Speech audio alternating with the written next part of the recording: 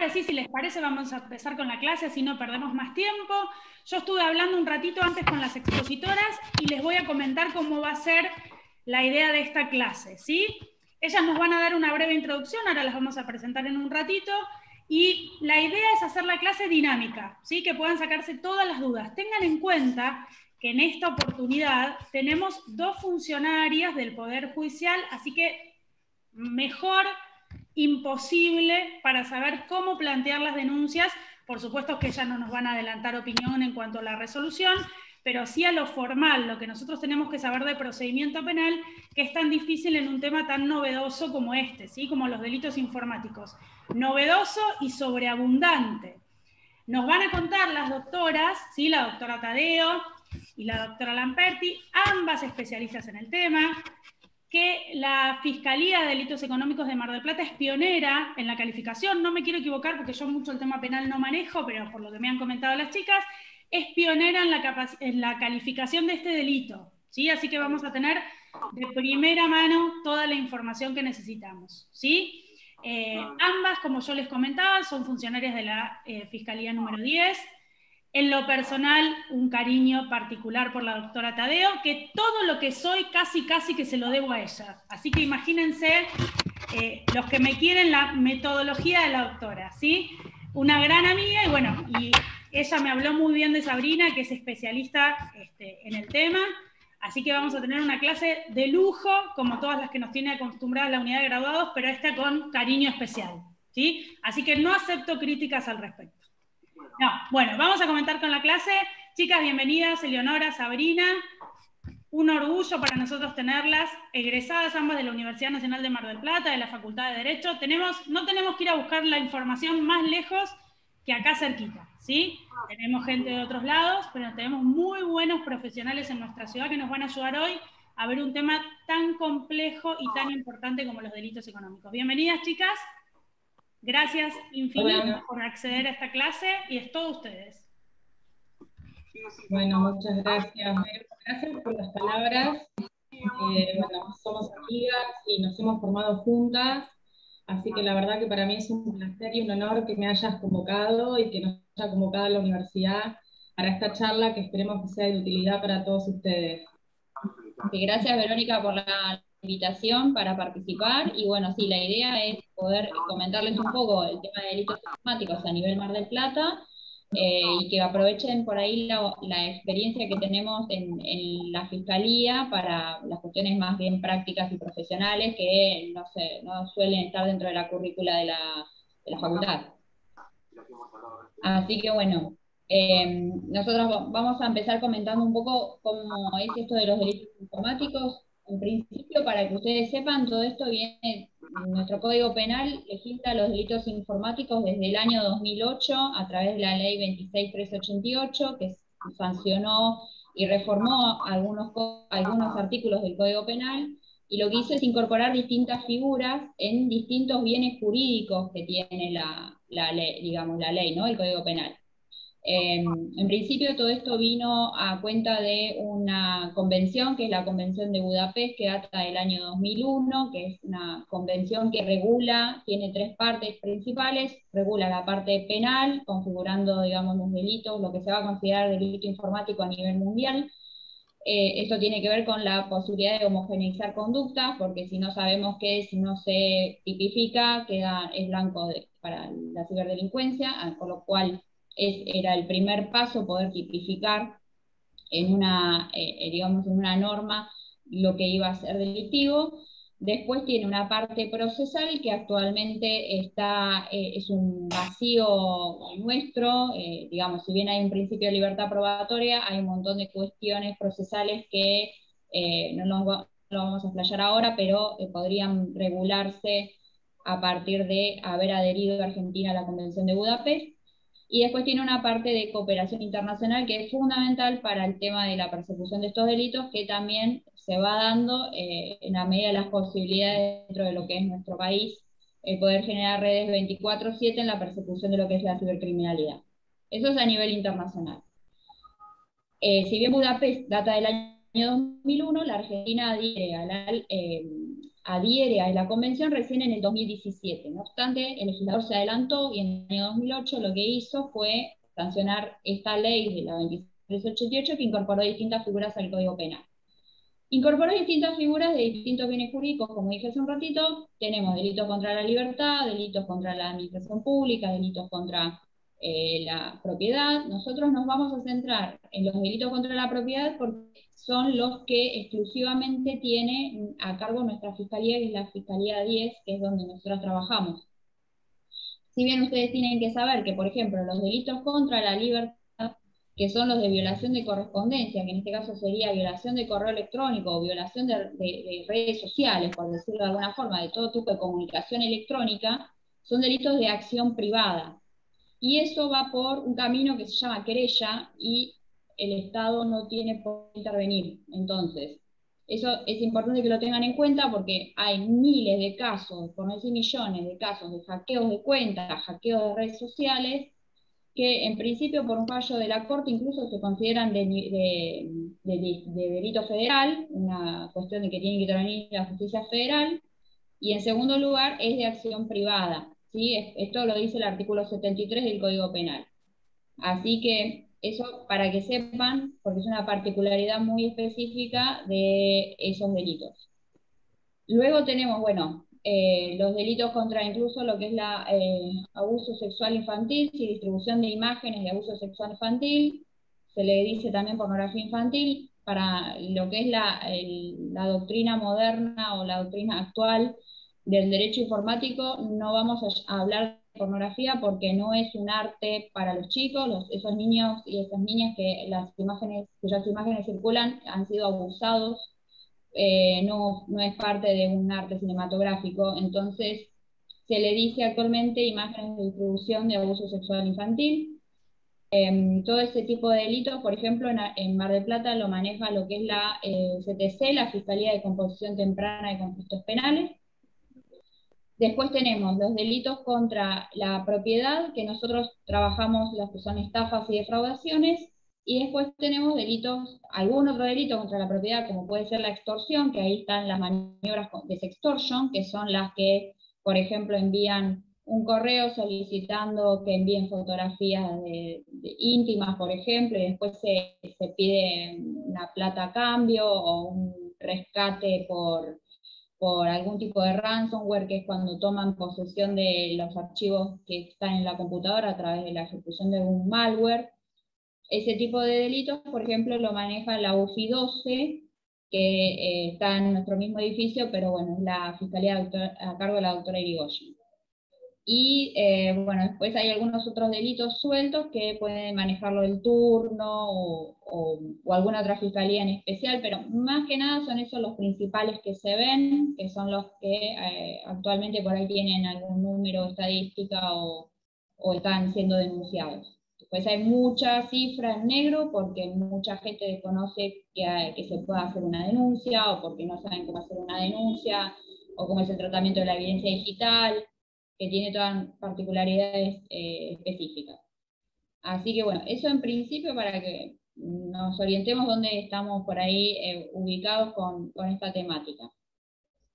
En sí, en lo que son delitos contra el patrimonio, nosotros tenemos denuncias de defraudaciones por uso ilícito de tarjeta de crédito, que eso tiene que ver con consumos que se desconocen en general, pueden ser movimientos dentro de la cuenta de débito, ¿sí? Porque se hicieron pagos con tarjeta de débito, o consumos con la tarjeta de crédito, o pueden ser tarjetas de compra también, que son tarjetas de punto específicas que tengan algún comercio en particular. Más que nada se ve crédito y débito.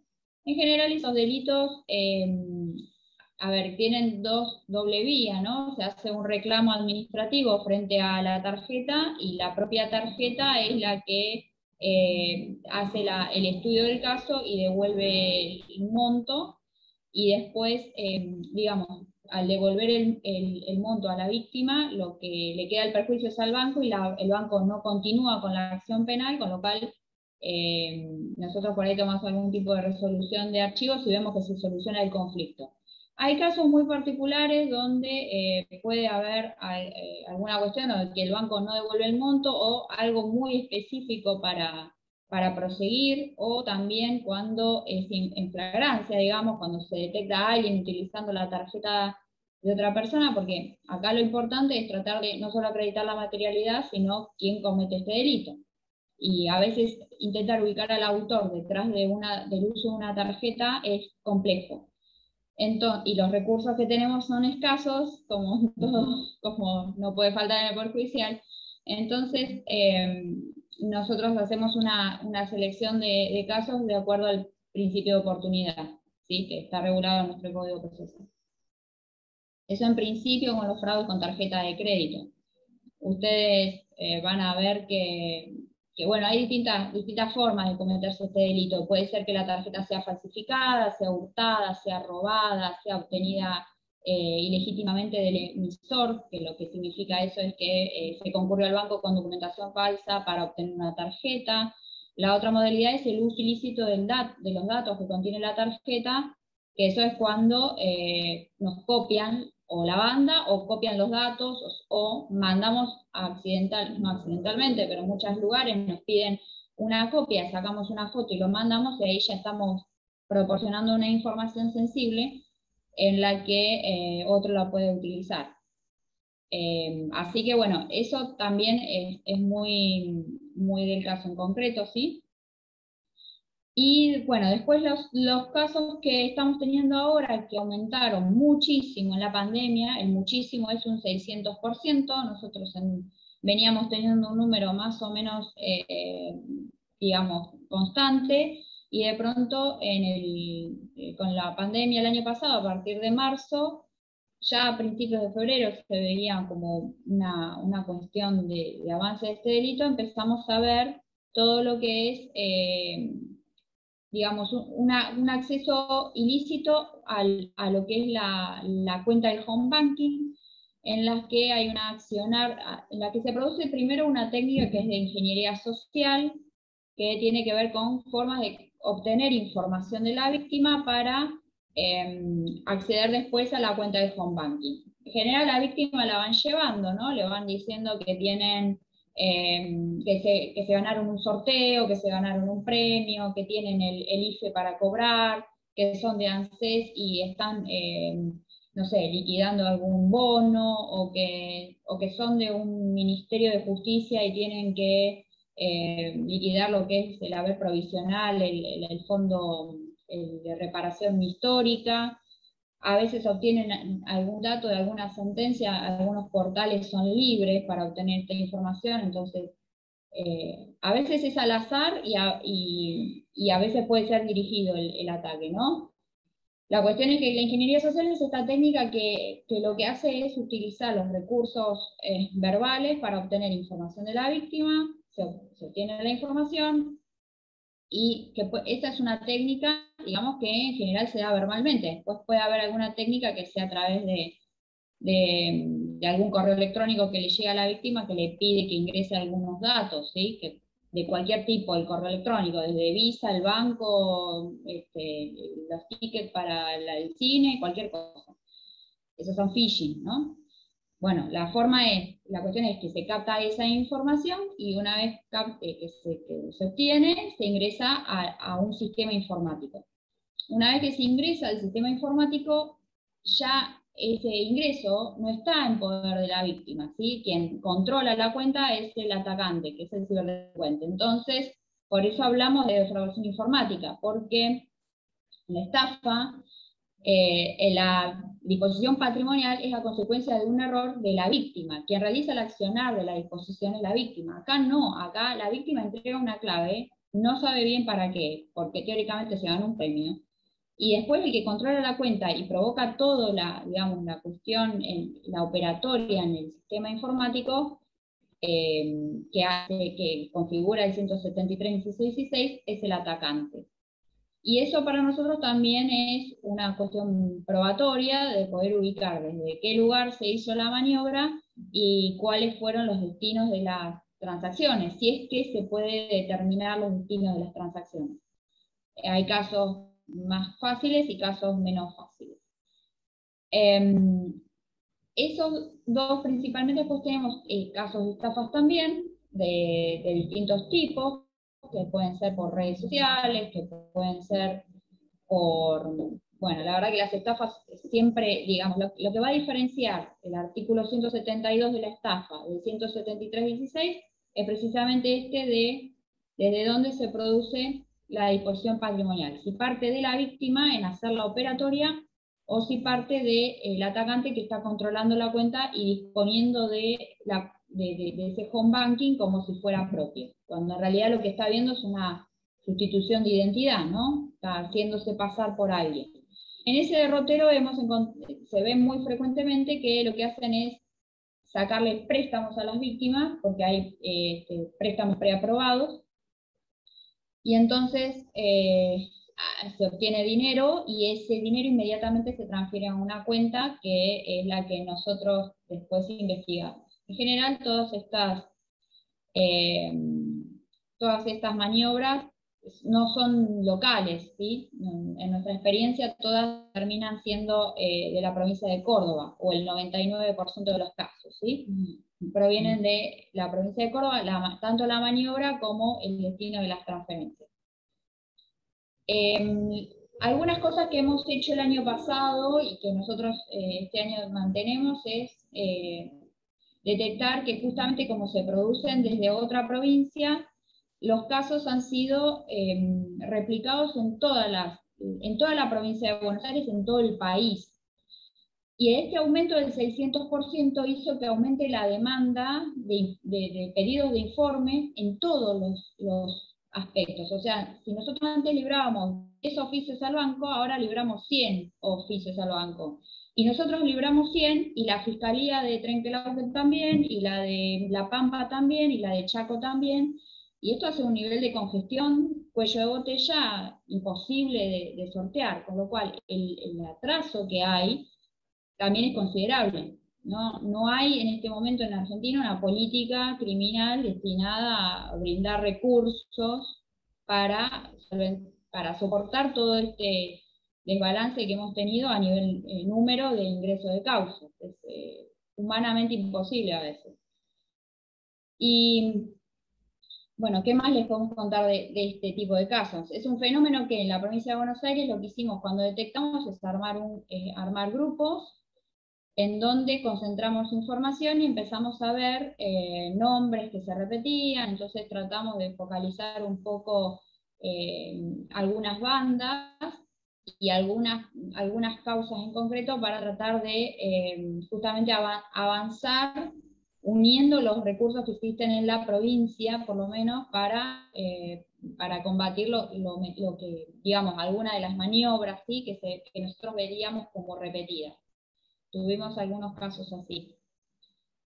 Y bueno, y otra cosa, creo que vos le querés contar. Bueno, hablando de casos, tuvimos casos emblemáticos, viendo más o menos, detectando el origen desde donde se habían realizado las llamadas a las víctimas. No en todos los casos, pero tuvimos causas en particular donde detectamos que algunos llamados habían sido directamente realizados desde una unidad penal que queda en Córdoba, ¿sí? Como también desde celulares de personas que estaban privadas de su libertad en ese penal. Esa información también la corroboramos porque coetáneamente está saliendo publicado que Fiscalías de Córdoba estaban realizando allanamientos en el penal de Cruz del Eje, ¿no? Bueno, allá se hizo una mega causa donde se detectó las personas privadas de la libertad que estaban realizando este tipo de maniobras, pero esto es una organización, es una verdadera organización criminal que, si bien nosotros tenemos corroborado en algunos llamados, que opera generalmente desde Córdoba, se da a nivel nacional, y generalmente, bueno, pasa que en todas las provincias van las transferencias a Córdoba, ¿sí? No pasa en el 100% de los casos, pero es mucha la cantidad donde se determinó. De hecho, personas que están a cargo de empresas como Redlink o Banelco nos han corroborado que han detectado que las mayorías de las transferencias se realizan hacia Córdoba.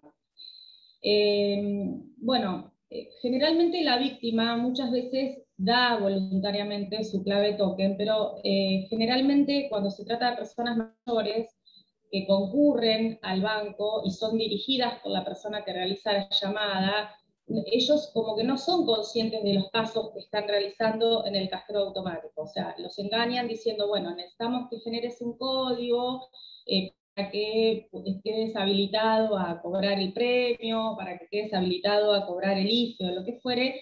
La persona, sobre todo si se trata de personas mayores, va realizando en el cajero los pasos que le van dictando, y en realidad lo que le están dictando telefónicamente es para que generen un código y esta organización criminal pueda generar una nueva clave de Big Token, y con eso acceden a su home banking, piden préstamos, y después les impide que la persona, le cambian la contraseña e impiden que la persona pueda volver a ingresar a su home banking, lo que generó que en plena pandemia, generalmente los llamados se realizaban los fines de semana, la gente no tenía forma de comunicarse con las entidades bancarias como para alertar de que había sido víctima, e incluso muchas veces recién a los 2 o 3 días advertían que tenían vaciada la cuenta o que les habían solicitado un préstamo.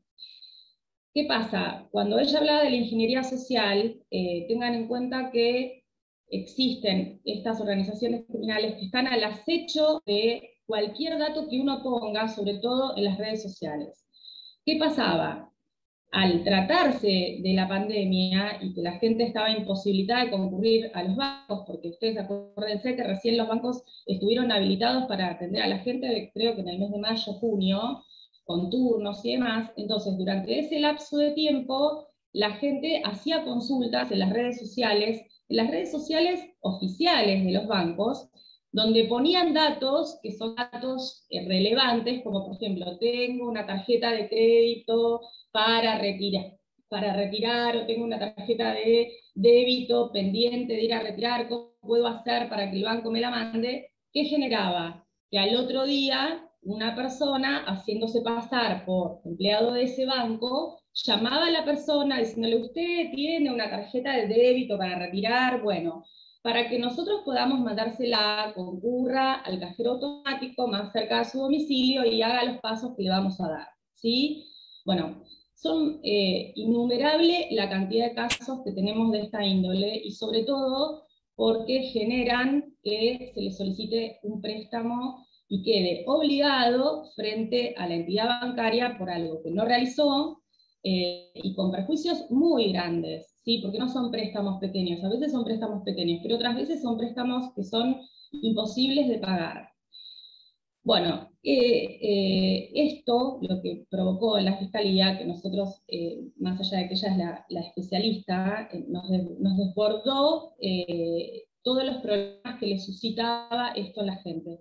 Entonces, empezamos, cuando nunca lo hacemos, porque no es propio de una causa penal generar medidas cautelares, para tratar de paliar este conflicto, empezamos a solicitar a los jueces de garantías intervinientes medidas cautelares, tales como por ejemplo solicitar una medida de no innovar para que no se le debite a la víctima las cuotas de los préstamos que les habían solicitado, ¿sí? Esto provocó que, por más que recién estaba leyendo una de las preguntas que hacían en el chat, la responsabilidad bancaria, bueno, el abordaje tendría que ser un abordaje integral. O sea, nosotros creemos que desde el punto de vista de derechos del consumidor existe una responsabilidad, ¿sí? Por más que el cliente haya violado la confidencialidad de sus datos, existe protección o amparo para el cliente respecto del banco en la índole de derechos del consumidor, ¿sí? Por eso muchas veces nosotros también le pedimos a la víctima que concurra y haga la denuncia en la Oficina de Defensa al Consumidor de acá de Mar del Plata. También, acá lo que decía la doctora es determinar quién es el autor y eventualmente se fija el objeto procesal, y después nosotros ya no somos competentes. ¿Por qué?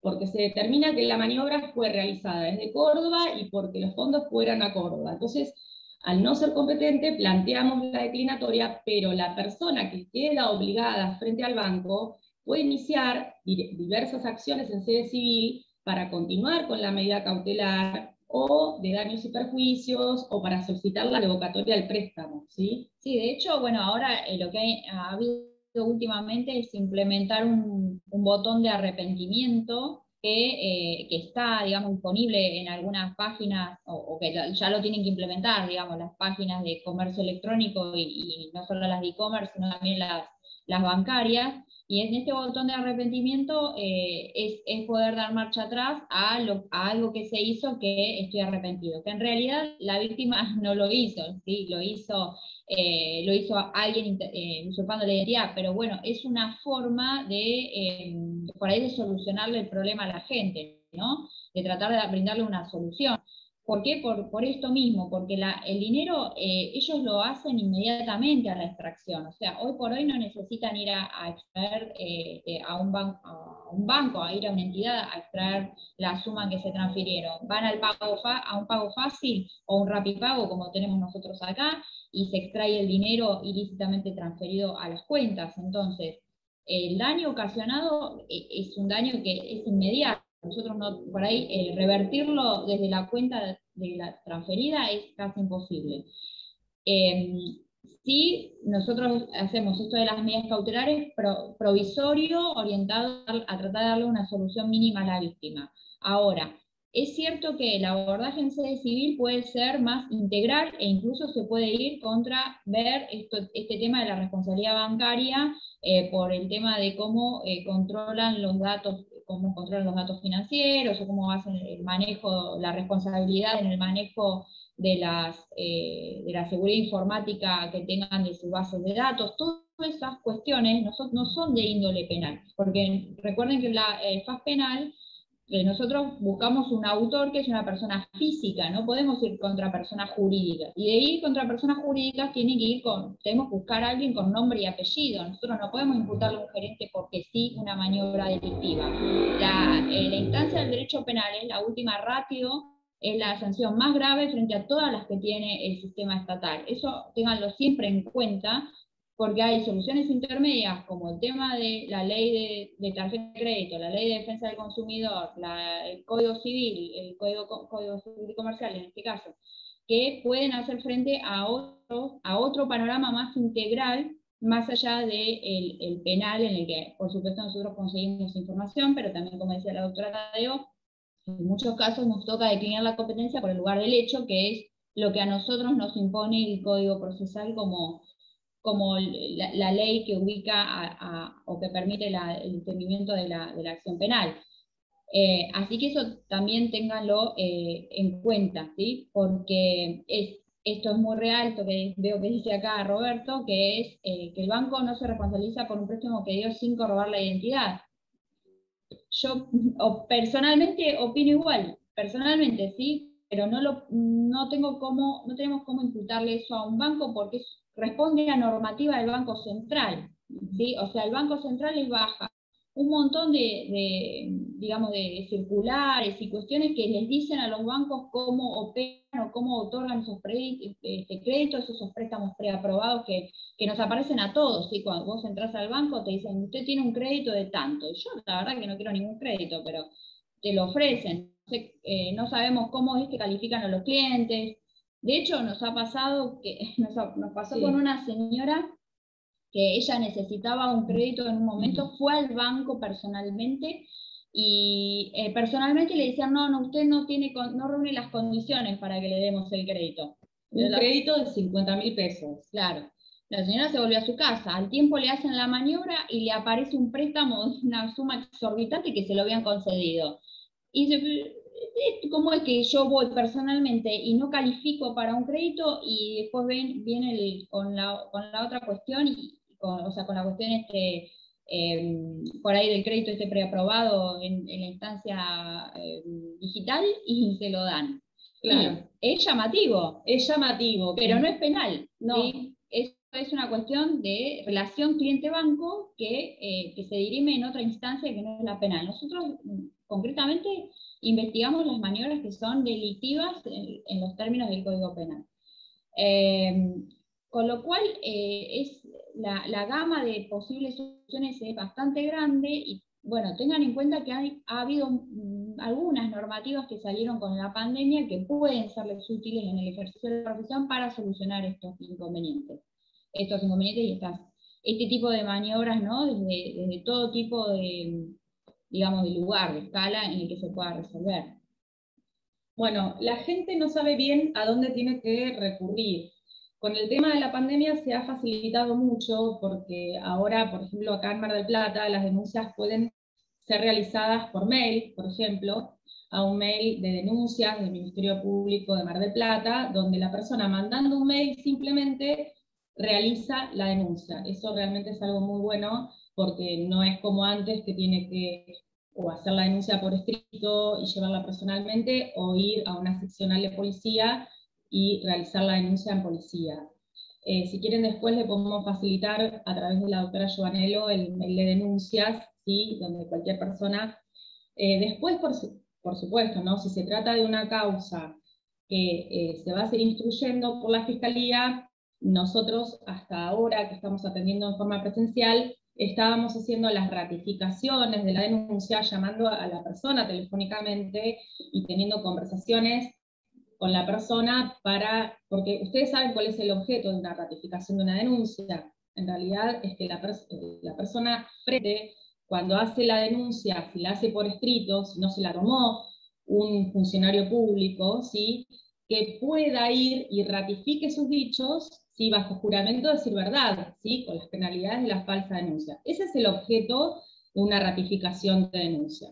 Por todo el tema de pandemia, nosotros nos hemos manejado telefónicamente con las víctimas, llamándolas por teléfono, solicitando ampliación de datos, ¿sí? Volcándolo eso en la causa a través de informes, o no les digo testimoniales porque eran telefónicamente, ¿no? Hemos tomado muy pocas testimoniales así a partir de la web, porque recién hace 2 meses que tenemos la cámara. No teníamos forma de tomar audiencias virtuales porque no teníamos cámara directamente. Pero bueno, eso es un buen dato porque además de solucionarlo frente al banco, la gente puede hacer inmediatamente la denuncia y cuanto más, por más que la transferencia se hace en forma inmediata, siempre cuanto más rápido la persona advierta que fue víctima de un delito y haga la denuncia, es mejor para después poder solicitar la prueba y solicitar los datos que nos faltan como para poder completar la investigación, ¿no? Porque muchas veces nos pasa que cuando vienen los sumarios faltan datos, porque incluso una de las maniobras que hemos detectado también es que la misma persona llamante le dice a la víctima que los tickets que emitió el cajero automático los rompa. Por una cuestión de seguridad, rompa los tickets con los códigos que nos acaban de pasar para que usted no sea víctima de una maniobra delictiva y bueno, entonces la gente se queda sin poder darnos a conocer a nosotros las cuentas destinos de la transferencia o el número de CBU de la cuenta destino, cosa que después nosotros tenemos que pedir a la entidad bancaria, que es la que le da el préstamo, ¿no? Que generalmente la solicitud de préstamo se da en el 90% de los casos que hemos tenido. Hay distintos tipos de casos. También están, por otro lado, la que son las típicas estafas que se dan en la compra de productos a través de la web. ¿Qué pasa? Acá ya es distinta la calificación, ya estamos hablando de otro tipo de delitos que hay una línea muy tenue en la que la Fiscalía no sabe bien cómo moverse porque todavía tenemos que determinar que haya sido delito. A ver, ¿cuándo va a ser delito y cuándo no? Si la página donde vos compraste, o a la persona o a la empresa que vos compraste, es una empresa ficticia, es una empresa fantasma, bueno, evidentemente ahí sí hay una maniobra de estafa. Ahora, cuando vos compraste un lugar que efectuó el débito de la tarjeta de crédito, pero no te mandaron el producto, bueno, ahí no hay una estafa, hay un incumplimiento del contrato.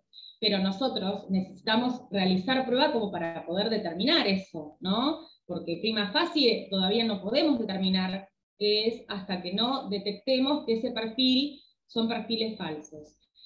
Y bueno, y ahora les va a contar Sabrina que no es prueba fácil, porque nosotros dependemos muchas veces de compraventas que la gente hace a través de Facebook, a través de Instagram, y nosotros debemos pedir esa prueba o esa información a estas redes sociales. Claro, el tema pasa en este caso por tratar de poder probar cómo se dio la RIF. Muchas veces nos acompañan impresiones de pantallas simples obtenidas con el celular y en realidad eso no nos sirve, porque el tema es que si dice, nosotros en las redes sociales tenemos un nombre para mostrar que es posible ser editado, ¿sí? O sea, yo hoy en las redes sociales me encuentran con mi nombre y mi apellido, pero mañana puedo cambiar mi nombre y mi apellido y ponerme un apodo. Y ya si buscan una Sabrina Lamperti, no, van a encontrar otras Sabrinas Lamperti, pero no soy yo, no es mi perfil. Y yo no puedo pedir información de cualquier perfil. Y la foto de perfil puede cambiar, sabemos que cambia. Entonces, cuando es así, lo que necesitamos es que ustedes le saquen una captura a la URL arriba, ¿sí? Desde una computadora lo hagan y le saquen al https://facebook.com/ y lo que dice ahí atrás, a eso es lo que nosotros necesitamos para identificar a un usuario en una red social. Nosotros después chequeamos que esté vigente, a partir de ahí podemos pedir la preservación del perfil y la información de su usuario. La información que nos brindan de su usuario nunca es de contenido, siempre es lugar desde donde se conectó, con qué datos rellenó para loguearse en la red, que puede ser datos falsos, por supuesto. O sea, lo único certero va a ser por ahí la IP. Y de la IP va a depender mucho también después si nosotros podemos conseguir información o no, porque hay IPs, esto es muy técnico, pero hay IPs que no son rastreables porque las empresas, las compañías que brindan el servicio de Internet, prestan una manera de brindarlo que es a través de un ateo, que lo que hacen es compartir una misma señal entre varios dispositivos, ¿sí? Como si todos nos conectáramos desde un mismo lugar, como cuando estamos en una casa y todos compartimos una Wi-Fi. El hecho de que compartamos la Wi-Fi hacia afuera va a ser la titularidad de alguien específico, que esto es lo que preguntaba hace un rato Nahuel. Desde lo que se ve de afuera va a ser un nombre, un usuario que es el que paga el servicio de conexión de Internet, y distinto es quién de adentro está usando el dispositivo. Por ejemplo, ahora nosotras estamos conectadas acá en esta Wi-Fi y yo estoy con mi celular y Elo también tiene su celular y tenemos una computadora y también hay un televisor y todas están tomando una misma IP privada, que eso en general no se consigue a la hora de investigar y poder determinar qué dispositivo cometió concretamente la maniobra. Para eso es que nosotros por ahí necesitamos pedir allanamientos, ingresar, que el dispositivo en ese momento esté. Es algo bastante complejo de poder determinar qué dispositivo concretamente cometió una maniobra. ¿Qué tipo de software utilizan para rastreo de IP? No, es información que se solicita a las empresas, ¿sí? Nosotros no hacemos rastreo de IP, salvo que sea en un allanamiento, que se utilizan comandos de Nmap, se llaman, que son los que hacen los peritos informáticos, utilizan un sistema para identificar qué dispositivos están conectados a una red en un momento determinado, pero lo tienen que hacer en el momento del allanamiento. Nosotros desde afuera lo que hacemos es pedir información a las compañías de Internet, preguntando esa IP de tal fecha, en tal hora, en el sistema de uso horario de Argentina, porque también hay que especificar eso, a qué usuario se concedió. Y nos dicen el usuario de un lugar determinado. Eso concretamente con la evidencia digital. Ahora, más allá de la IP o no la IP, volviendo al caso de las estafas cometidas a través de redes sociales, lo que va a ser importante es poder determinar precisamente qué usuario es el que hizo o está haciendo una determinada maniobra. Como les decía Elo, si el usuario es una tienda virtual que vemos que parece un comercio electrónico, ¿sí? Que está como montado y después no es tal, ahí vamos a tener un tipo de maniobra, porque es como el que abre un local y después no responde y se fuga con toda la plata. Y distinto es es algo personal en donde lo que hay es un incumplimiento contractual. Es una delgada línea, pero es muy importante que ustedes lo sepan. Eventualmente esto les va a servir también para una cuestión civil, cualquier cuestión civil que ustedes tengan que probar.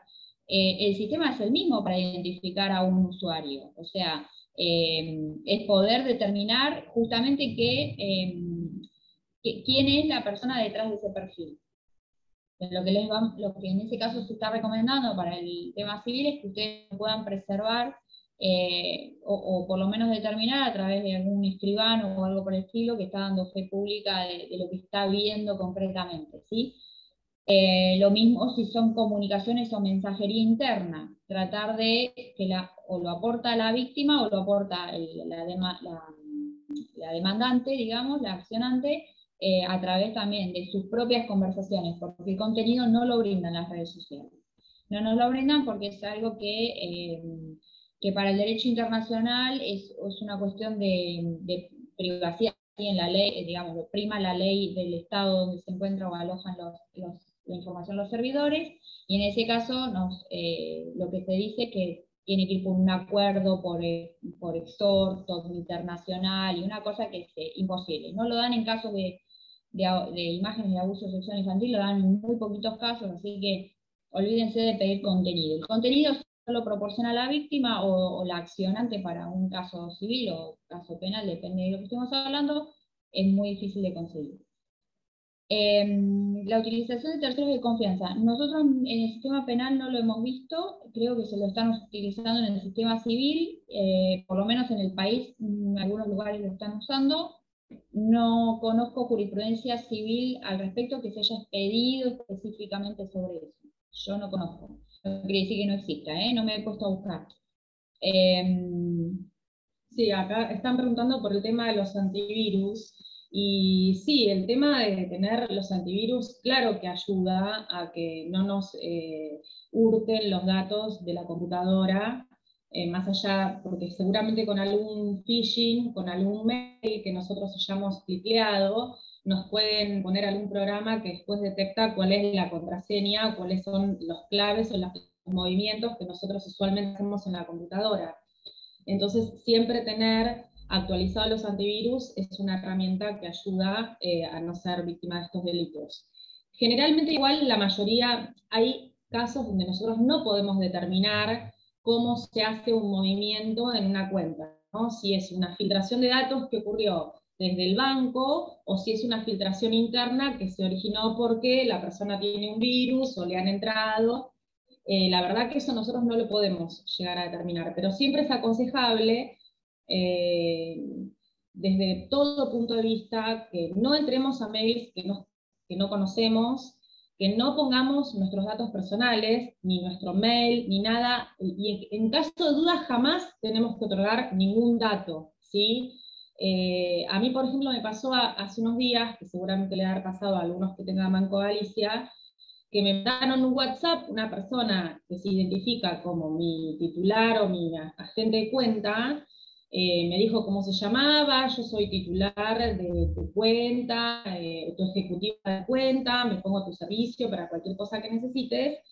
Bueno, yo no le respondí el WhatsApp, y lo que hice fue comunicarme al 0800 del Banco Galicia para determinar si verdaderamente esa persona era mi ejecutiva de cuentas, porque a ver si me estaba tratando de sacar datos.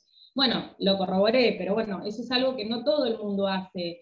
Lleva tiempo, pero bueno, ante la duda ustedes nunca tienen que contestar ningún mail, ni tienen que ingresar a ninguna página sospechosa, porque es desde ahí que se hacen esos malware, ¿no? Claro, malware. Sí, en realidad pescan en esto de la curiosidad, ¿no? De, a ver, me llegó, y yo ya sé que esto es un spam, igual voy a entrar, y no hagan clic en esos enlaces, porque esos enlaces, lo mínimo, un malware es no solo un virus, una posibilidad de que se instale algún programa que pueda captar algún tipo de datos, sino también que puede ser un programa que busque o utilice una falla de seguridad del sistema operativo, que si utilizan Windows, del Windows 10, bueno, salen parches a cada rato porque es el último que está vigente, pero del XP, todos esos Windows, que son todos son los que explotan las vulnerabilidades para los ransomware. Y los ransomware, una vez que capturan los datos y cifran los archivos, después poder revertir esa situación es bastante complejo, porque depende de la versión del ransomware que estén ejecutando, piden el rescate en Bitcoin, imposible de pagar, entonces, y las maniobras las cometen desde Rusia. Entonces, la verdad es que lo que no hay que hacer es cliquear. Si ustedes quieren sacarse alguna curiosidad, con solo apoyar el puntero en el enlace, abajo van a ver la dirección de destino, pero no se cliquea, o sea, de hecho, cuando uno quiere hacer pruebas, esto es una cuestión de ciberseguridad, pero cuando se quieren hacer pruebas de ese tipo para ver a dónde redirige, qué sé yo, digamos, una cuestión investigativa, se hacen en máquinas que tienen un determinado entorno y forense para poder explotar, ¿sí?, el código y ver qué hay detrás. Pero eso lo hacen los ingenieros, ¿sí? Nosotros, si no tenemos ese conocimiento, no nos metamos ahí porque nos metemos en camisa de 11 varas. Así que esa es una cuestión a tener muy en cuenta con esto de las actualizaciones de los sistemas operativos. Es realmente importante, si ustedes manejan software como Windows, que tengan los antivirus actualizados, que tengan el anti-spyware, todos los anti que hay para distintas cosas, porque bueno, es la manera que tenemos de protegernos, ¿sí? Y bueno, y después lo mismo en los dispositivos, en los Android, tener cuidado con las aplicaciones que se instalan. Hay varias aplicaciones que tienen fallas, que después se reportan fallas de seguridad que hacen que tomen datos de ahí. La cuestión es que es un terreno bastante novedoso para todos y hay que siempre estar bueno, buscando, leyendo las noticias de tecnología que nos van a ayudar a esto de tener un mundo mejor del comportamiento cibernético que tenemos con los dispositivos y con la tecnología. Había también una pregunta hace un ratito no recuerdo quién la hizo, pero que tenía que ver con las cuentas de destino de las transferencias. Las cuentas de destino de las transferencias, hemos notado que hay un montón de cuentas de destino que son de personas que las abrieron con entidades bancarias digitales, ¿sí? Como Ualá, Brubank, bueno, ese tipo de cuentas. La verdad es que esas cuentas se abren con mostrar un DNI y girar las caras y hacer determinados movimientos, y a veces lo que sucede es que se llama cuentas mula, que son gente a las que le pagan una determinada suma de dinero para que hagan la transacción, y en realidad va para otro que es el que parte de una banda. O sea, en realidad son delitos escalables, ¿sí? Siempre hay el que pone la cara y el que no, que es el hombre que está oculto detrás de toda esa maniobra. Ha habido casos en los que se pudo determinar que había cierta cercanía o familiaridad o algo por el estilo, o son del mismo barrio, pero bueno, como todo ocurre en Córdoba, hay investigaciones que terminan profundizando otras jurisdicciones, ¿sí? Para nosotros es bastante difícil y además bastante ilógico que nos pongamos a investigar lo que está pasando en un barrio de Córdoba cuando tenemos un montón de delincuencia que combatir en Mar del Plata. Entonces, por eso hacemos de determinar lo más posible la materialidad de la autoría para que después se pueda completar la investigación en el lugar donde realmente ocurrieron los hechos. Bueno, acá hay un fenómeno que no podemos dejar de decir, ¿sí? Fíjense que este tipo de maniobras siempre tienen un origen, por lo menos en las causas que estamos viendo nosotros, o en llamados que recibe la gente, o en mensajes de WhatsApp, ¿sí? Porque se manejan por WhatsApp. ¿Qué pasa? Nosotros, con el tema de las normas del ENACOM, ¿sí?, que maneja todo lo que tiene que ver con la titularidad de las tarjetas SIM prepagas de telefonía celular, hay todo un tema con esto, porque ustedes no sé si recuerdan que hace unos años, en el 2016, salió una normativa que obligaba a las empresas de telefonía celular a no tener más tarjetas prepagas o líneas prepagas sin nominatividad, ¿sí? Cosa que era bárbaro, porque cuando uno en estos casos pedía en una amenaza, en una estafa, en una defraudación informática, de quién era la línea telefónica, nos informaban, es una línea prepaga, no tiene datos de nominatividad. Pero ¿qué pasa a partir del 2016? A partir del 2016, con la obligatoriedad de la nominatividad, si no se nomina, se da de baja a ese chip. Las compañías de teléfono han tenido que empezar a hacer la nominatividad, sea por diversos canales. Puede ser en forma presencial, o puede ser por internet, o puede ser por mensaje de texto. Entonces, ¿cómo uno puede validar la identidad por un mensaje de texto? ¿Sí? ¿Cómo se maneja eso? Bueno, lo que nosotros estamos advirtiendo es que la mayoría de estas líneas telefónicas o de las líneas telefónicas con las que se cometen delitos están a nombre de cualquiera de nosotros, ¿no? Porque existen bases de datos con todos nuestros datos y los datos o las preguntas que te realizan las compañías de teléfono son datos que están al alcance de todo el mundo. O sea, uno tiene que ir seleccionando, no sé si a ustedes les pasó alguna vez que tengan que, no sé, se olvidaron de la clave de seguridad del home banking, entonces ustedes tratan de hacerlo contestando preguntas que le hace Visa, ¿no? Bueno, lo mismo hacen las compañías de teléfono para que uno, recibiendo el chip, lo pueda poner en el teléfono.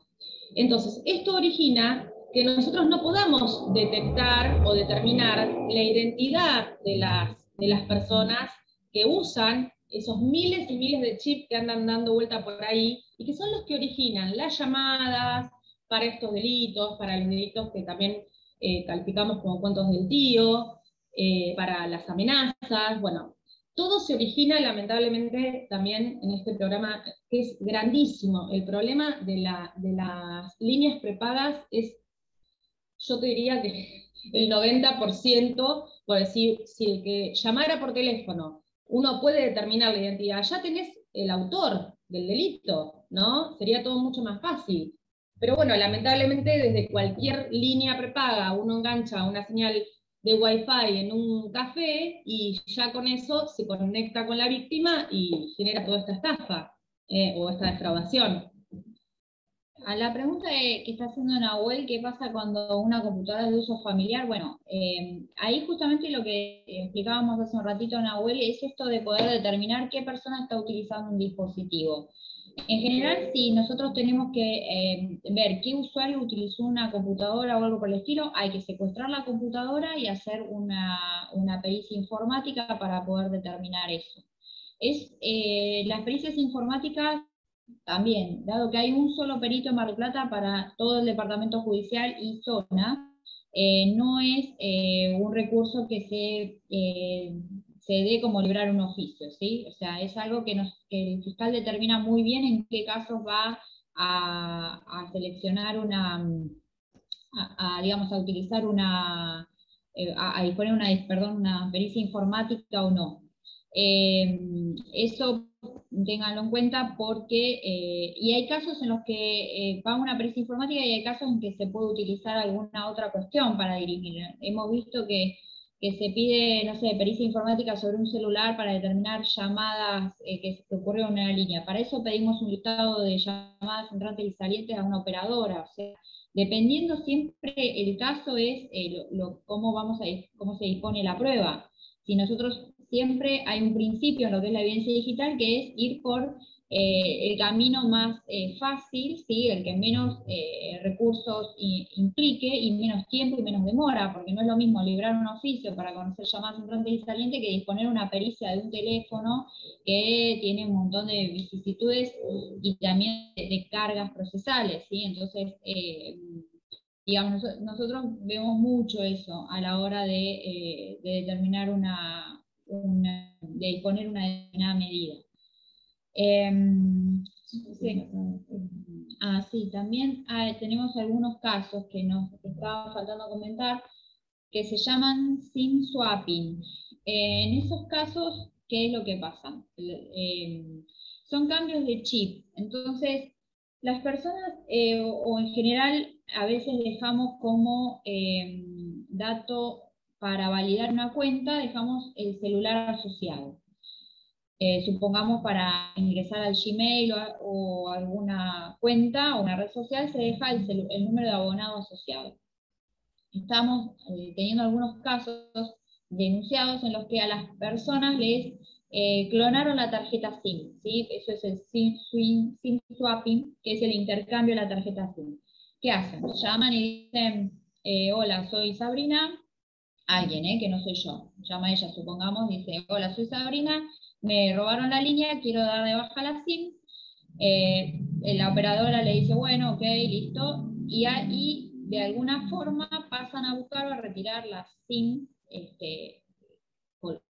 con el mismo número, que ella lo pone en su dispositivo y pasa a tener acceso a toda mi información. Hemos tenido algunos casos así. En el último tiempo entraron 2 o 3 causas. Es importante también, bueno, tener un poco en cuenta que pueden suceder estas maniobras que son muy novedosas, ¿sí? Por ahí antes no sucedían tanto, pero bueno, en el último tiempo está habiendo esta maniobra también. Ténganlo en cuenta también porque hay otras formas de validar cuentas a través de software que son, o aplicaciones que sirven para validar justamente el acceso a una cuenta, que no sea el número de teléfono. Google App es una, por ejemplo, o hay tokens de acceso. Así que son otras formas de protegerse frente a posibles maniobras como esta que son bastante...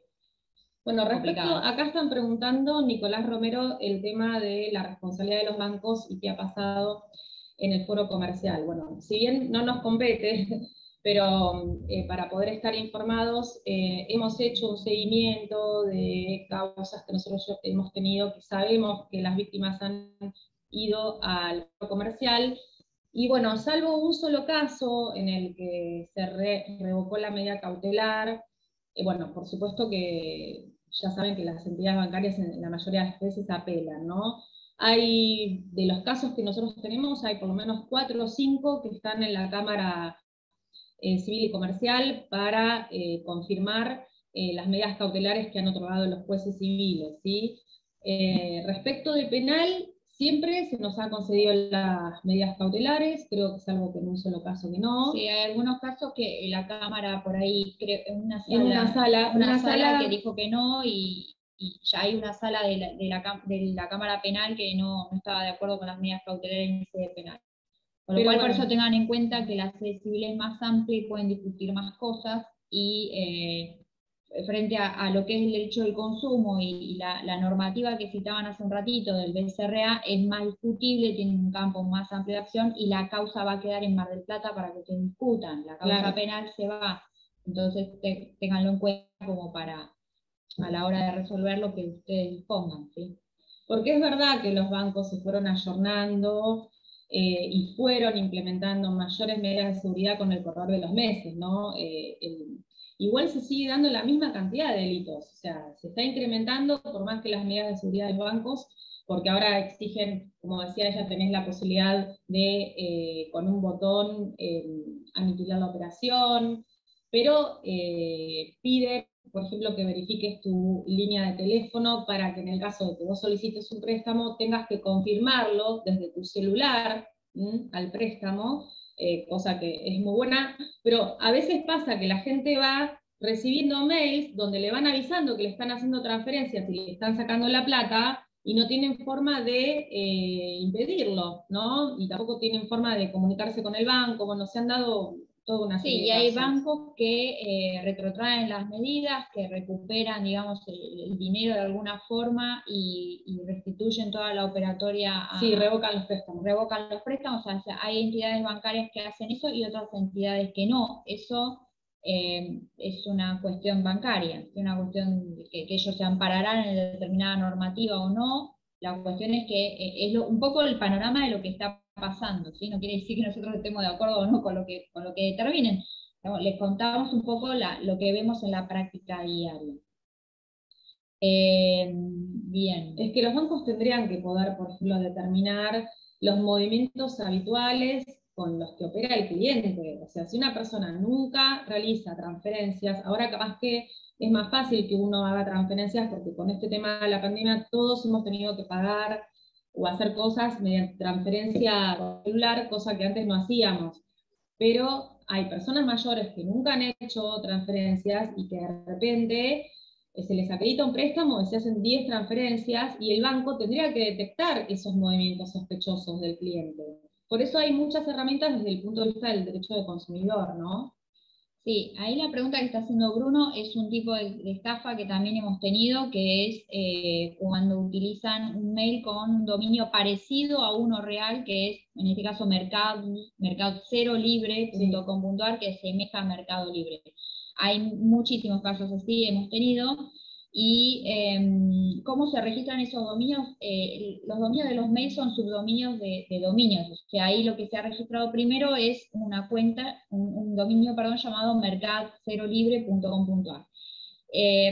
Si es .com.ar, la entidad registrante es nic.ar, que depende de Cancillería en Argentina, a la que se le solicita información. Pero en general no son .com.ar, son .com, y se registran a través de páginas de internet que venden dominios, y utilizan datos o ocultan los datos con los cuales registran esos dominios, con lo cual pedir información es muy complejo. En algún caso lo hicimos, hay que pedir la información en inglés y procurar que nos quieran contestar, porque sepan que en estas cuestiones nosotros nos encontramos con, a veces con dificultades territoriales. Tenemos que pedir información, me acuerdo una vez que lo pedí a Australia. En Inglaterra, ¿te acordás que lo pedimos a la tienda de Inglaterra? Una vez a una tienda de Inglaterra, y le tuvimos que hacer en inglés y explicarles qué es lo que estábamos haciendo y de dónde éramos, y todo sin exhortos, ¿sí? Porque sepan que en el campo del derecho procesal penal, como es una cuestión de esto que hablaba yo al principio, de libertad probatoria, y no está regulado todavía porque adherimos a la convención, pero todavía los códigos procesales de las provincias no se adaptaron a la normativa de la Convención de Budapest sobre cibercrimen. Hay un montón de cosas que podemos hacer por el principio de libertad probatoria.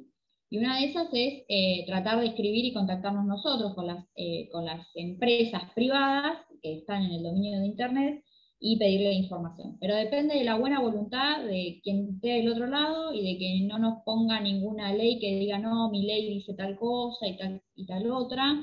Y con esto de la predisposición para entregar los datos, como nos dicen en el chat, tal cual, es la predisposición que tienen las empresas a entregarnos su información que está en una base de datos y que tiene una protección, ¿sí? Alguna empresa nos podrá brindar información y otra empresa dirá que no. Entonces, esos casos nosotros, algunos los hemos podido investigar, son maniobras que también vienen de Córdoba, y no sabemos qué pasa en la querida provincia de vecina, pero la cuestión es que, bueno, ahí había temas de criptomonedas detrás y algunas cositas interesantes. Esas maniobras también existen. Hay que prestar mucha atención a los dominios desde donde nos escriben, y si nosotros vamos teniendo conocimiento de todo esto, es muy importante divulgar, difundir, aconsejar, hacer vox populi, porque es una cuestión de educación tecnológica, ¿sí? Es una cuestión que hay que ir aprendiéndola. Esto es lo mismo que nos pasa con cualquier área de la vida. Nos dieron herramientas tecnológicas y no nos explicaron cómo usarlas para prevenirnos de personas que utilizan eso en perjuicio de otras. Entonces, bueno, sepamos que siempre la conclusión de todo esto va a ser para prevenir, es divulgar, difundir, ayudar, concientizar, ¿sí? Es un poco el camino. Bueno, acá estaba viendo algunos comentarios. Bueno, es verdad que muchos bancos apelan a las medidas, otros han revocado los préstamos directamente.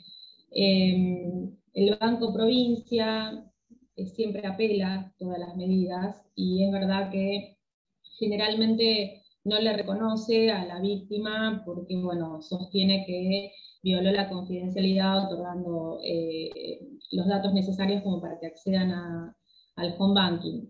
Así que bueno, pero bueno, también es verdad que nosotros dependemos de la misma información que nos dan los bancos para poder proseguir con la investigación, ¿no?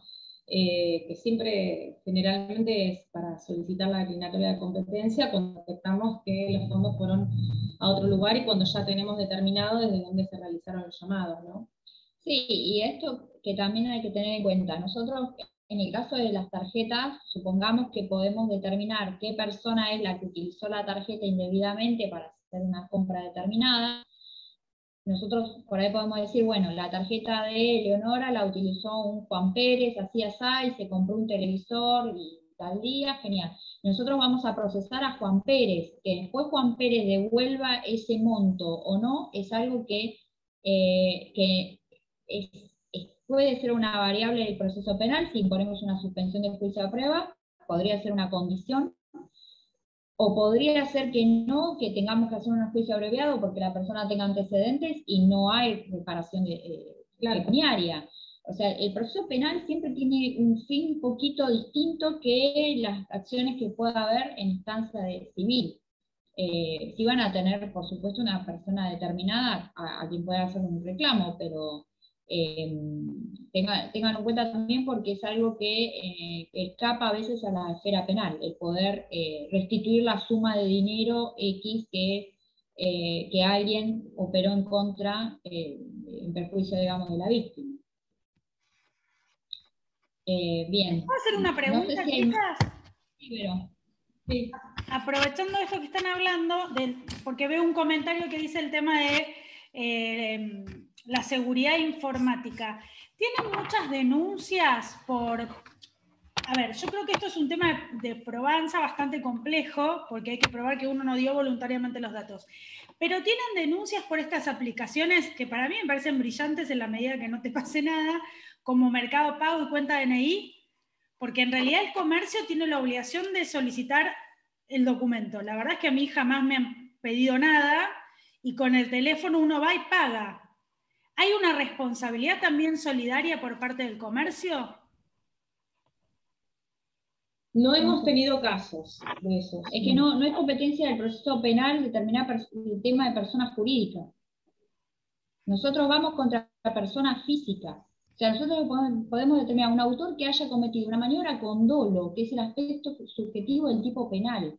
Nosotros tenemos que poder probar que ese autor tuvo intención y voluntad de realizar un tipo penal. El comercio, ¿a quién del comercio le imputó? ¿Al empleado?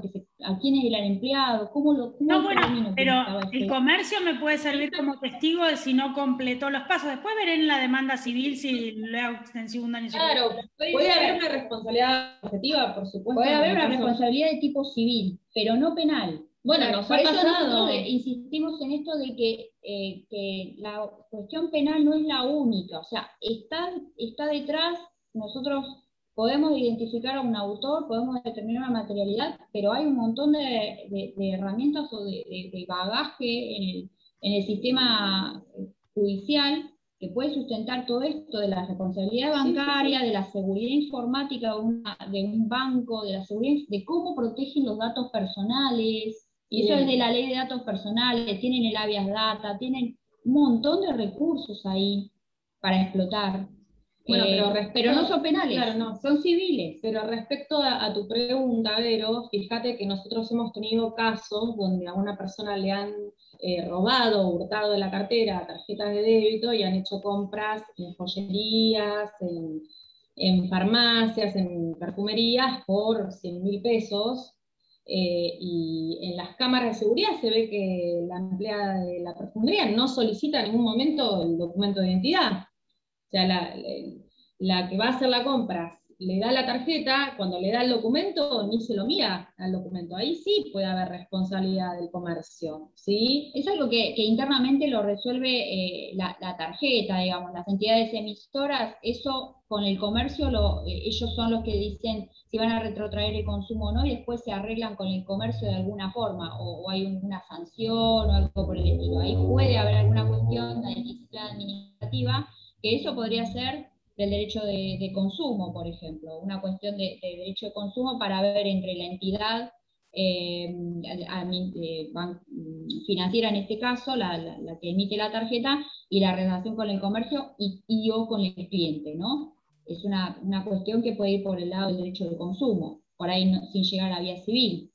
Sí, yo la verdad que tengo un a veces- concepto estructura civilista, entonces para mí, desde el pensamiento del banco, yo pienso, bueno, nadie puede invocar su propia torpeza, me llamaron, le di todos los datos y el banco, con todos esos datos que yo le di, hizo una operatoria, ahí Roberto me va a retar. Pero bueno, por eso te digo, es una estructura civilista, decir, bueno, el banco, no digo que no haya delito por parte de quien lo ejecuta, digamos, no sé si es el término, pero el banco también se defiende de alguna manera desde ese punto de vista, ¿no? Sí, claro, sí, cada parte va a hacer uso de algún argumento, ¿no? Ya sabemos cómo es esto del derecho. La mitad de la biblioteca por un lado y del otro. Bueno, de hecho la jurisprudencia ha pasado, porque hay casos donde no le han dado lugar a las víctimas y hay otros casos donde las causas están siguiendo adelante, en términos generales estoy hablando, no en sede civil.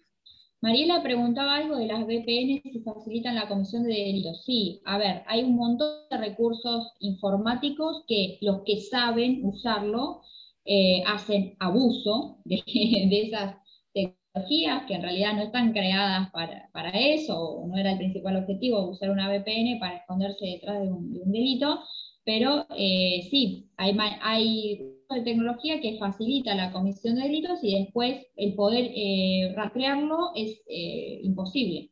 Esa es una dificultad técnica, o sea, hay barreras, eso es lo que tiene el delito informático, por eso nosotros decimos que hay casos en los que vamos a poder probar y casos en los que no es un criterio uniforme, bueno, todos estos casos van para adelante porque sí, y todos estos casos, no, algún caso nos sale y algún caso no lo podemos probar y tenemos que archivarlo, no nos queda otra.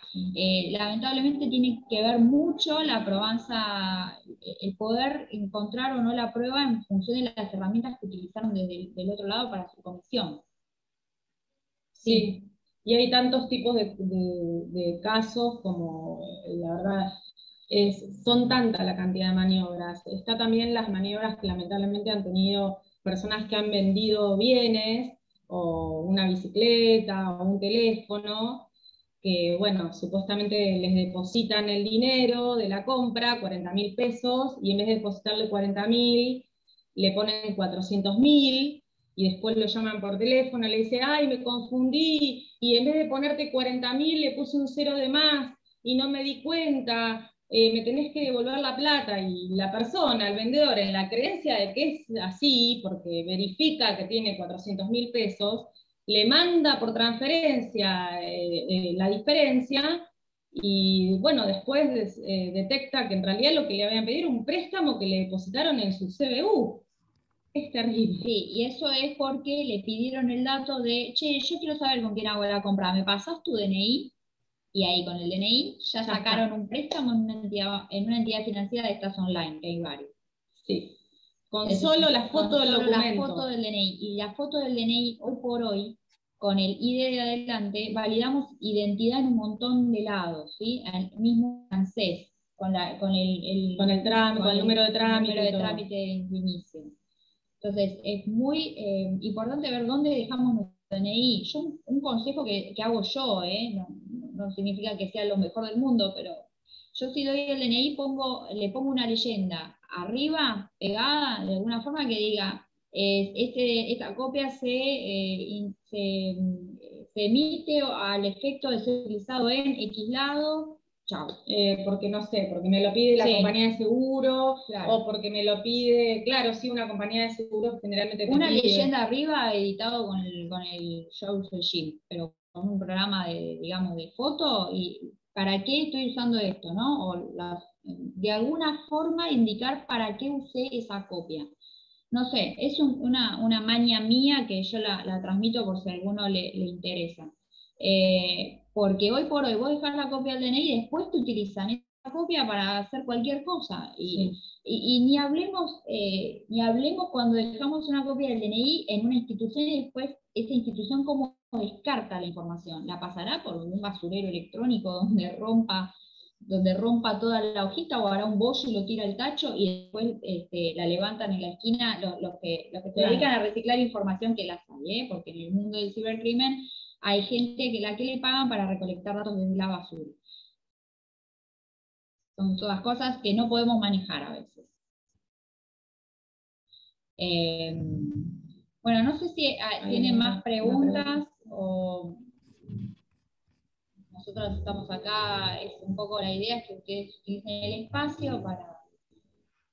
¿Se puede tachar ese número? Y yo pienso que sí, ese número se podría tachar. Yo le pongo una leyenda, cosa de que ni lo tacho ni nada.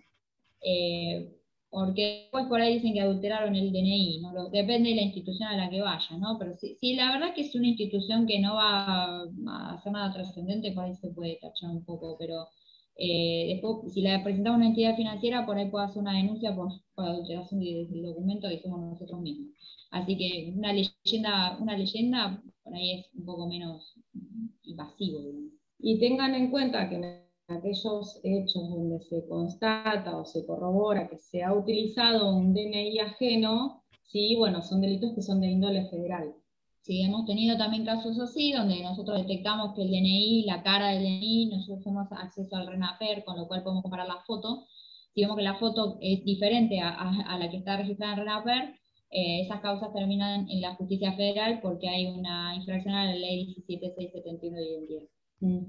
¿Con qué programa se hace lo de la leyenda? Yo lo hago con uno que se llama Jim. Es un programa de edición de fotos, pero puede ser Photoshop, cualquiera de edición de fotos. No sé, hasta puede ser que la subo como una historia en Instagram, la escribo Claro, y bajo la foto, no sé, cualquier cosa que sirva para escribir arriba de la foto.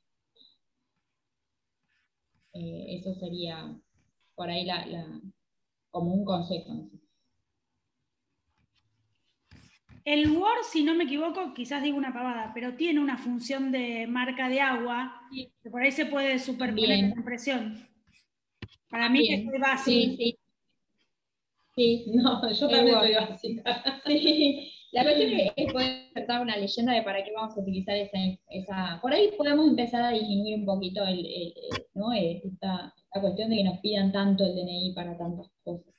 Bueno, y otra cosa que no sé si tiene que ver con esto directamente, es que siempre que hagan un tipo de transacción o algo con gente que no conocen, traten de que no sea todo pura y exclusivamente por WhatsApp. Primero, por lo que ya les comentábamos del tema de la nominatividad. Y segundo, porque después eso nosotros no tenemos forma de rastrearlo, porque las compañías de teléfono no tienen los movimientos que se registran en un WhatsApp, salvo que uno vaya y secuestre el teléfono. Es de la única manera que, si no borró el historial del chat, podemos acceder a lo que pasó en ese WhatsApp. ¿Comprenden lo que les digo? Si no, las compañías de teléfono no nos pueden brindar esa información y nosotros nunca podemos verificar si realmente hubo un intercambio de comunicaciones entre la víctima y el autor del delito. Sí, y también ahí tengan en cuenta que hay una parte del WhatsApp que tiene la función de descargar toda la información, que se puede descargar el chat y los audios, pues si nos traen captura de pantalla, el audio a la hojita no le puedo poner play, entonces si ustedes nos bajan la información con el descargar puesta en un CD, es un poco más, le da más entidad a lo que es la evidencia digital para poder después analizar el tratamiento, ¿sí? Que una simple captura de pantalla que tal vez no nos sirva, no nos nutra. Chicas, ¿les parece hacer un resumen muy básico de cómo presentar la denuncia en este tipo de casos? Ingresan por Fiscalía General, ¿verdad? Por un mail, sí, por un mail de denuncias, se puede mandar la denuncia directamente a ese mail que les voy a dar ahora. Es Denuncias Mar del Plata. Es Denuncias Mar del Plata @mpba con B larga .gov con B corta .ar. Igual en ese mail reciben denuncias de todo tipo de denuncias. También. Lo ponemos sí, en el chat. Sí.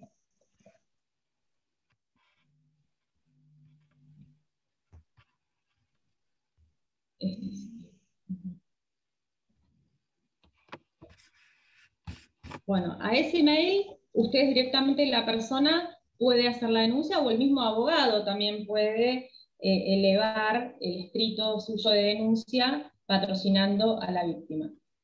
Sí, después otra cosa que nos pasa es que las solicitudes de particular damnificado se tienen que dirigir al juez de garantías. Nosotros no podemos conceder particular damnificado, nosotros eventualmente si nos hacen el pedido se lo derivamos al juez de garantías, pero ese juez de garantías es el que se expide y el que les habilita el acceso al SIM. Nosotros no tenemos ese trámite habilitado, lo tienen que pedir al juez de garantías, el particular damnificado. El del imputado sí lo tenemos nosotros acá.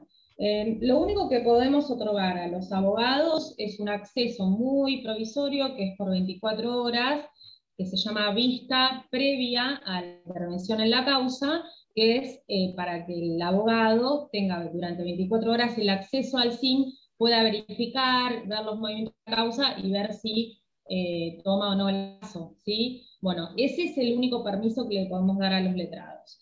Una vez que ya viene por el particular damnificado, es el juez de garantías el que le otorga la vista o el acceso al SIM en forma permanente.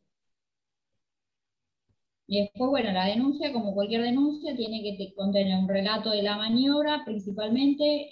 Jurisprudencia no hace falta que se gasten con toda esa parte. Y calificación tampoco. Y calificación tampoco, porque realmente no se gaste con esa parte. Lo que a nosotros más nos importa son los hechos, que estén bien relatados, en orden cronológico, bien detallados, y la prueba de la que se valen, ¿sí? Si es temas bancarios, que nos adjunten el número de la cuenta bancaria, si es algo con la tarjeta, el número de la tarjeta, nos tienen que dar, digamos, toda la información posible de la que tengan o que le tengan que solicitar a la víctima, ¿sí?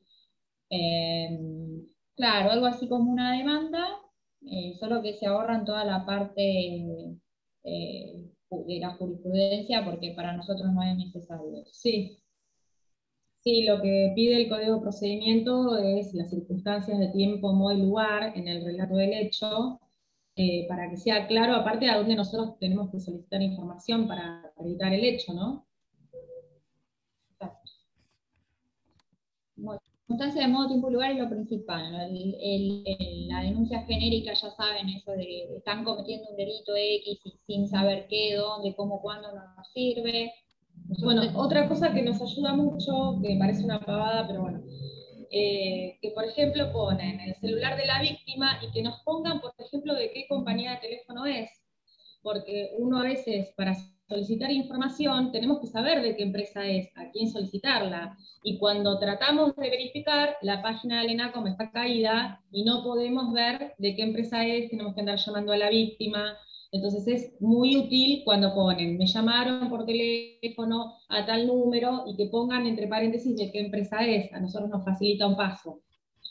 Esta es la denuncia formal, Nicolás. O sea, nosotros aceptamos ese medio porque es el medio que habilitó Fiscalía General. Eventualmente, si nosotros necesitamos ratificar o preguntarle algo más a la víctima, nos vamos a comunicar para ese efecto, digamos.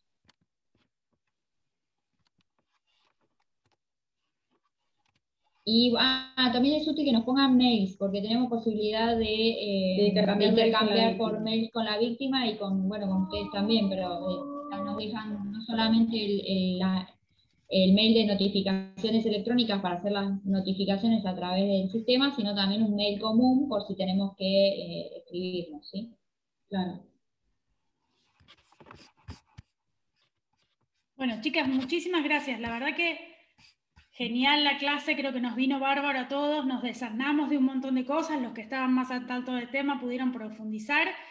Los invitamos a todos a participar del Foro de Derecho Penal de la Unidad de Graduados de la Facultad de Derecho, que ahí Eleonora siempre nos salva con alguna respuesta que los chicos hacen. Y bueno, estaba Federico dando vueltas, uno de los coordinadores, ahora no sé, ingresó y salió, no sé si estás, Federico Walker.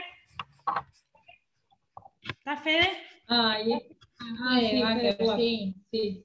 Lo vi ingresar y salir, debe tener algún problemita de conexión. Bueno, Fede es uno de los coordinadores del Foro de Derecho Penal, que siempre está atento a todos este tipo de charlas y capacitaciones.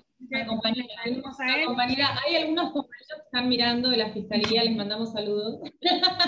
No, y nos están recordando, por ejemplo, que está muy bueno porque ahora con el tema de que toda la información la solicitamos por mail y la recibimos por mail, nosotros bajamos esa información al SIM y después está disponible para poder digitalizar el expediente, tenemos que poner esa información y subirla al SIM.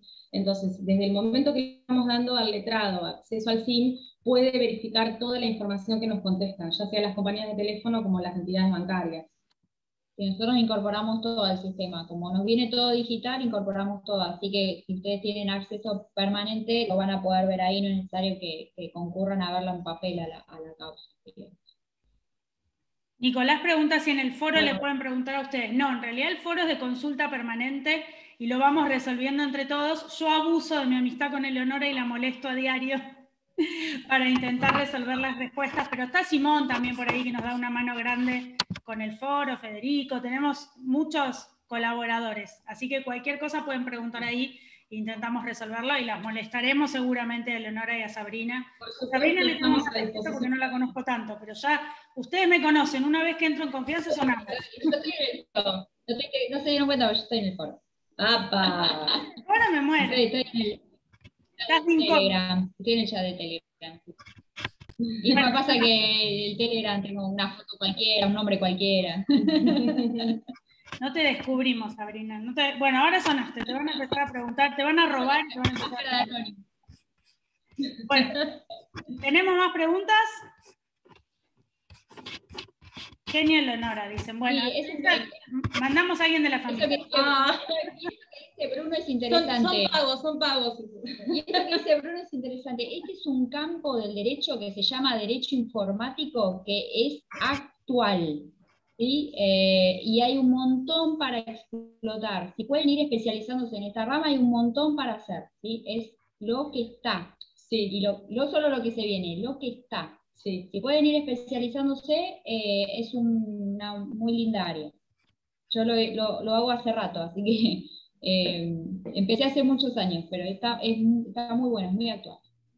Bueno, nosotros tuvimos muchas charlas de prueba digital con Damián Bes, que yo soy la presidenta del club de fans, de Damián también, pero nos dio unas charlas de prueba digital también, que es un tema difícil y hay que estar atento y saber y aprender porque es lo que se viene. Sí. Decían cuando vos hablas del tema de los audios, muchos nos consultan, bueno, ¿cómo utilizo la prueba digital para probar que el audio corresponde, la autoría, la legitimidad para haber obtenido el audio? Muchas cosas interesantes ahí en ese tema. Así que te vamos a convocar. Acá hablas y mucho ya sonaste. Hay mucho para decir de lo que es evidencia digital. Bueno, particularmente también participo en un laboratorio sobre temas de informática forense que hacen que, digamos, me haya especializado tanto en este tema. Y hay libros que estamos escribiendo que tienen información sobre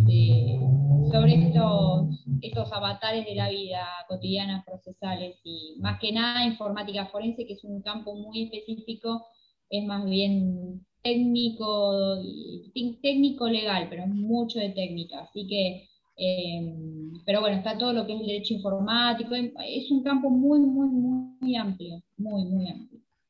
Así que, ya les digo, no solo de delito informático, sino de derecho informático, que abarca un montón de todas las disciplinas, todo lo que vimos en la facultad, todas atravesado por la informática. Y cambia la perspectiva de todo. Así que está bueno, si ustedes van leyendo, comprándose libros, siguiendo charlas, van a aprender muchísimo, van a ampliar también la oferta profesional, ¿no? Claro. A mí me hacen muchas preguntas a veces, diciéndome, ¿me das un consejo? Y yo le digo, yo no puedo. Yo soy funcionaria del Estado, yo no puedo brindar asesoramiento, no puedo cobrar una consulta, yo no puedo hacerlo. Háganlo ustedes que pueden. Es un campo muy amplio. Bueno, sí, es cierto, y hay que capacitarse constantemente, que es un poco lo que nosotros tratamos de hacer desde la unidad de graduados, desde la dirección de la unidad de graduados, un poco eso, ¿no? Demostrarles que te quedás en el derecho y es un problema grande para nosotros y para nuestros clientes. Así que bueno, muchísimas gracias. Desde ya quedan convocadas para una nueva charla porque me parece que el tema fue más que interesante. Siempre hay algo nuevo para aprender. Gracias a ustedes por la generosidad. Les dejo un ratito más la clase abierta para que puedan completar la planilla de asistencia los que no lo hicieron. Ahí se las vuelvo a subir. Quedamos un ratito con la clase abierta para que puedan ingresar. Para obtener el certificado tienen que completar la clase. Tienen también el link para ingresar al foro de Derecho Penal. Los esperamos a todos. Chicas, muchísimas gracias. La verdad que un placer. Gracias por convocarnos, Verónica. Muchas gracias, chicos. Nos vemos. A ustedes, buenas noches. Luego. Nos vemos mañana en la clase de Amparo. Seguimos. Ah, no, no me podés hacer esto, Roberto. Bueno, completen la plantilla de Google. Vamos. Antes de que se cierre la... Chao, chicos. Gracias. Chao, chicas, buenas noches. Muchas gracias.